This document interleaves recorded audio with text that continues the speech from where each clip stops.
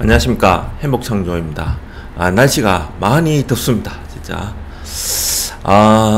우선 저번 주의 움직임과 금요일 야간장, 토요일 날의 그 자세한 여러 움직임을 본 결과, 저는 이제 바닥을 다지고 상승으로 가기 위한 준비는 거의 끝났다, 이렇게 보고 있고, 그래서 지금 제가 가지고 있는 이 포지션인데요. 지금 이제는 월요일부터는 분할로 330에 대한 매도를 좀 더 강화시킬 생각입니다 지금. 그래서 이거를 한 5개까지 올리고, 대신에 이제 올라가면 요게 지금 320과 322의 매도 수량을 조금씩 320을 한 5개 정도 요렇게 해서 330m로는 이제 잘 깨지지 않겠다, 저는 이렇게 생각을 하고 있습니다. 물론 325까지 이렇게 열어뒀고 있지만, 이거는 지금 현재 움직임이 봤을 때는 325, 즉 요게 저거죠. 선물 연길에서 월봉 60개월 봉선에 이 325는 거의 확실하게 지지가 되고 있다, 이렇게 저는 판단을 하고 있습니다. 그리고 우리나라 그 EWY도 보시면 이게 주봉인데,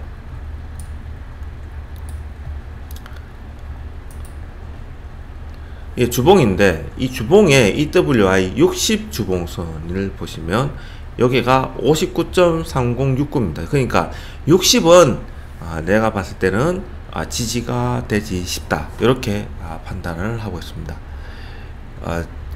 그 이유가 어떻든 간에 다양한 의미를 부여할 수 있지만, 중요한 거는 이게 곧 이제 엔비디아의 실적 발표가 이게 지금 나오는 거죠, 그죠? 수요일 날. 그러니까 우리나라는 24일 날이고, 그리고 25일 날 잭슨홀 미팅 연설이 나오면 말로 넘어가지 않습니까, 그죠? 28일부터. 이렇게 봤을 때 지금 시장의 움직임이나 그런 것을 봤을 때는 다 실적도 좋게 나오고, 잭슨홀 미팅도 금리를 인상할 수 없는 지금 그런 상황이지 않습니까? 채권 수익률은 높아지는데 달러가 강세야. 이 엇박자가 언제 끝날 것인가? 이거는 말이 안 되거든요. 그건 말이 안 된다고요 지금. 그래서 이러한 것을 해소시켜 주지 않는 이상은 아무리 미국이라도 주위에 있는 나라에서는 인정을 못할 것이다. 달러가 강세면 강세에 맞게 채권 수익률이 떨어지면 안 된다. 채권도 강세가 돼야죠. 이게 즉 돈의 가치가 높아지니까 이자율이 이렇게 낮아져야죠 다시. 그런데 뭐 4.25 넘어가가지고 5.25까지 갈 그런 거는, 그러면 달러 강세가 되면 안 되니까. 지금 내가 잘못 알고 있는 건 아닌지 나도 헷갈리고, 이거 지금 이야기하기가 굉장히 껄끄러운 그런 상황입니다. 그리고 또 하나 이렇게 보시면 9월물에 야간에 보시면 350가 그리고 297에 0.2 동일가가 나왔는데 중심값이 325, 327.5입니다. 이렇게. 그러니까 야간에 이렇게 났다는 거는 지금 현재 시장이 요거 밑으로는 안 떨어진다, 이렇게 판단하면 될 것 같습니다. 그리고 그 10월물 동일가에서 콜 360가 풋 327에 0.2 또 동일가가 나왔거든요. 근데 중심값이 317.5입니다. 요거를 딱 쉽게 얘기해서 이렇게 얘기할 수 있어요. 325 깨지면 8월 11월물 동일가가 이렇게 또 나왔지 않습니까? 그래서 8월 18일 날 여기 보시면 5.5입니다. 5.5. 그럼 320가 337이거든요. 이것을 다 종합하면 320이고, 즉 325, 327 깨면 320이고, 그 다음은 317.5다. 이거를 벌써 순차적으로 딱 계획을 짜놓고 가고 있다. 그런데 야간장에서 325는 지지가 되고 다시 되돌렸기 때문에 시장은 여기가 바닥이다 라고 판단을 할 수가 있는 겁니다. 지금 그리고 그 누적을 보시면, 이게 보시면 콜 340에 대량 매도, 그리고 풋 327에 대량 매도 이렇게 있기 때문에 327은 깨기가 힘든 구조다. 325까지 내려가도 327은 깨기 힘든 구조로 넘어가고, 여기 보시면 332에 이 332가 딱 중간 지점자리입니다. 그러니까 332를 뚫고 위로 넘어가서 335까지도 갈 수 있는 충분한 자리까지 와 있다. 이렇게 판단을 하고 있습니다. 이 뭐 다양한 시나리오를 세울 수 있지만, 이와 어떤 간에 다음 주부터는 상방으로 가기 위한 조건은 마련되어 있다. 이렇게 이야기를 하고 싶습니다. 물론 이제 이건 있어요. 무엇을 우리가 또 알아야 되냐면, 우리나라 시장은 이렇게 큰 중요한 발표가 있기 전에는 이 곡식에 논의를 할 때 항상 햇빛이 쫙 내리치면, 햇빛 쫙 내리칠 때는 어떻습니까? 흐리다가 햇빛이 될 때는 그때를 기회로 풀이, 잡초들이 올라온다고요. 그러니까 우리나라 시장 항상 이때 중요한 실적 발표하는 날에, 그날 우리나라 시장은 먼저 시작이 되기 때문에 잡초가 올라온다. 그래서 그 잡초가 우리나라 시장을 혼란스럽게 만드는 그러한 시장이 연출되었다. 그래서 수요일만큼은 장이 시끄럽겠다. 그래도 눌리더라도 이때는 콜이다. 저는 그러면 이때는 풋 330 매도 때리는 거죠. 그죠? 그렇게 저는 판단할 수 있습니다. 그래서 만약에 세게 눌린다, 23일날, 그러면 24일날은 상승으로 콜로 묶고 나올 수 있는 장이 연출될 것이다. 그래서 23일 한번 봐야 될 거다. 결론적으로 뭐 이번 주 시향은 이야기 다 됐습니다.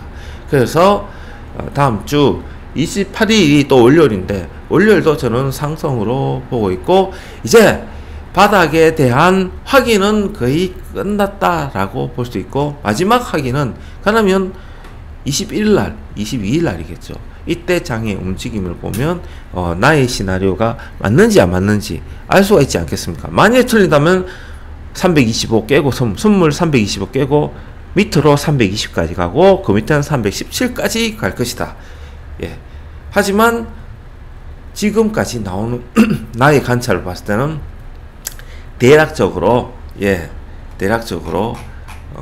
외국인들이 그 지금 뭐 부채 한도, 금리 인하 이야기하고 신용 등급 나오고 중국 부동산 터지고 이러한 이유로 시장을 조정이 보였는데, 이것에 대한 것은 거의 다 끝났다. 마무리되고 엔비디아 나오고 잭슨 홀 나오면서 시장은 다시 바닥을 확실하게 되면서 다시 재상승을 가기 위한 변화가 보이기 시작할 거다. 이렇게 저는 보고 있습니다. 그리고 좀 암울한 말이지만, 지금 중국 시진핑 입장에서는 동북아시아에서 미국, 일본, 그리고 우리나라가 군사 합의를 하고 동해를 갔다가 일본해로 바꾸면서 생쇼를 하고 있죠. 그죠?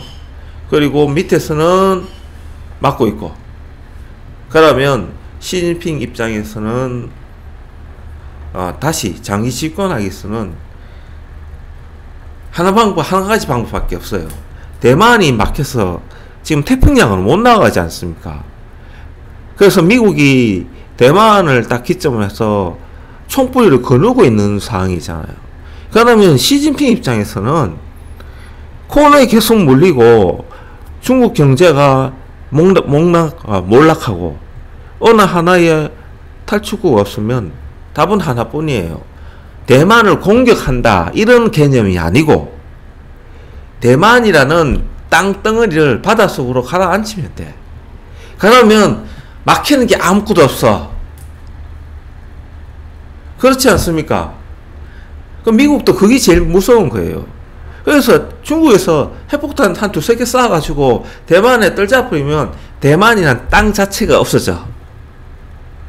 그러면 지금까지 기존에 해왔던 모든 뭐 경계 지점, 군사 뭐 충돌 지점 자체가 없어지는 거야. 그냥 빵 뚫리는, 대만 땅덩어리가 없어지는.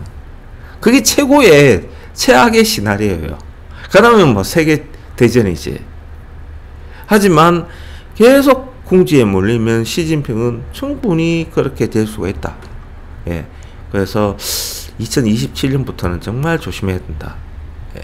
그게 눈에 보이기 때문에 예전에도 과연 폭락장이 왔을 때 그것을 좋아해야 될 타이밍인가 라고 한번 언급한 적이 있는데, 근데 지금 세계 정세가 움직이는 꼴을 봤을 때는 아무리 봐도 답은 그거밖에 없을 것 같아. 시진핑 입장에서는 이 수도 써보고 저 수도 보고 생쇼를 했는데 안 통해.